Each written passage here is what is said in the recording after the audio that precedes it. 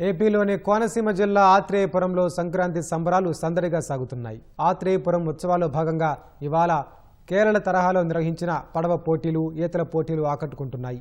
AP, Telangana, Kerala, తమిళనాడుకు చెందిన క్రీడాకారులు ఈ పోటీల్లో పాల్గొన్నారు. సంక్రాంతిని పురస్కరించుకుని ఎమ్మెల్యే సత్యానందరావు ఆధ్వర్యంలో ఈ పోటీలు జరుగుతున్నాయి.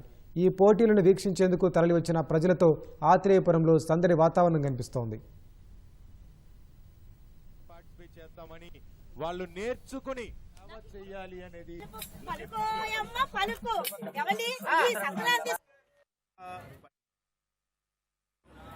ఈ ప్రాంతాన్ని చూసిన తర్వాత ఈ బొబ్బర్లంక లొల్ల మెయిన్ కెనాల్ కానీ, ఈ లొల్ల లాకులు కానీ, వాడపల్లి వెంకటేశ్వర స్వామి యొక్క ఆలయాలు చూడటం జరిగింది, విదేశాలు చూడటం జరిగింది. చూసినప్పుడు ఇక్కడ కంటే గొప్ప పరిస్థితులు అక్కడ ఎంపీఎస్లో ముందుగానే ప్లాన్ చేసుకుని ఈ యొక్క పోటీలు నిర్వహించడం జరుగుతూ ఉంది.